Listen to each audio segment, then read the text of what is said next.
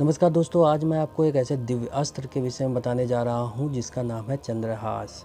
यह भगवान शिव का अस्त्र है और इसे भगवान शिव ने प्रसन्न होकर रावण को प्रदान किया था। रावण को चंद्रहास कैसे प्राप्त हुआ, इसके पीछे भी एक कहानी है जो अत्यंत ही अद्भुत है। कहा जाता है कि एक बार रावण अपने पुष्पक विमान में बैठकर उत्तर में घूम रहा था।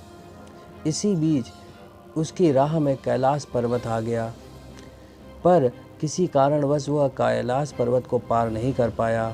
उस समय रावण विश्व विजेता था और वह मस्ती और अहम में चूर था।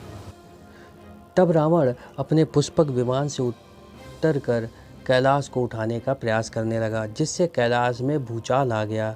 तब माता पार्वती डर के मारे भगवान शिव के पास आकर पूछने लगी, महादेव महादेव, ये क्या हो रहा है? प्रभु, यह कैसा विनाश है? यह कैसी लीला है? भूचाल क्यों आ रहा है? जब माता पार्वती डर रही थी, तब भगवान शिव ने उनके डर को दूर करने के लिए अपने अंगूठे से उस कैलाश पर्वत को दबा दिया। कैलाश पर्वत दबाते ही रावण की उंगली, कनिष्ठा उंगली, उस कैलाश पर्वत में दब गई। तब रावण भी समझ गया कि महादेव ने कुछ किया है। तब रावण ने अपने ज्ञान और अपनी विवेक से भगवान शिव की आराधना करने लगा और शिव तांडव स्रोत का निर्माण किया और उसका जप करने लगा।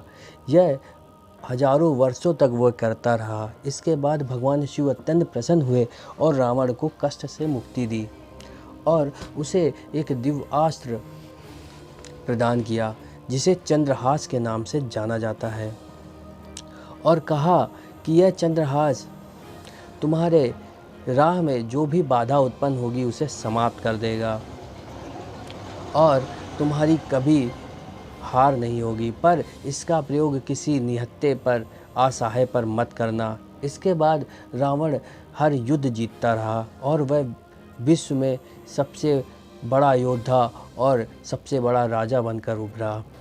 कहते हैं कि चंद्रहास एक ऐसा अस्त्र था जिसका प्रयोग रावण जब भी करता तो पूरी सेना को समाप्त कर देता था। उसके समक्ष किसी भी देश, किसी भी नगर, किसी भी देव, किसी भी दानव की सेना नहीं टिकती थी। लेकिन जब रावण माता सीता का अपहरण कर पुष्पक विमान से जा रहा था, तब पक्षीराज ने रावण पर आक्रमण किया और रावण की पीठ में उन्होंने चोट पहुंचाई। तब रावण ने क्रोध में आकर भूलवश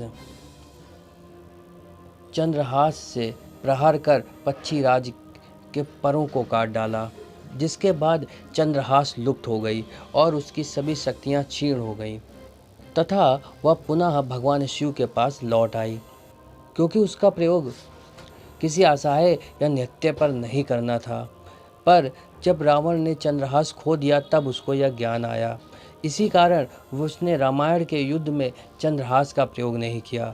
यदि उस समय चंद्रहास होता तो रावण की निश्चित ही विजय होती और रावण जानता था कि यह होने वाला है। धन्यवाद दोस्तों, बने रहें दिव्य दृष्टि के साथ, देखते रहें रोचक जानकारी पर वीडियो, और अभी हमारे चैनल को सब्सक्राइब करना बिल्कुल ना भूलें।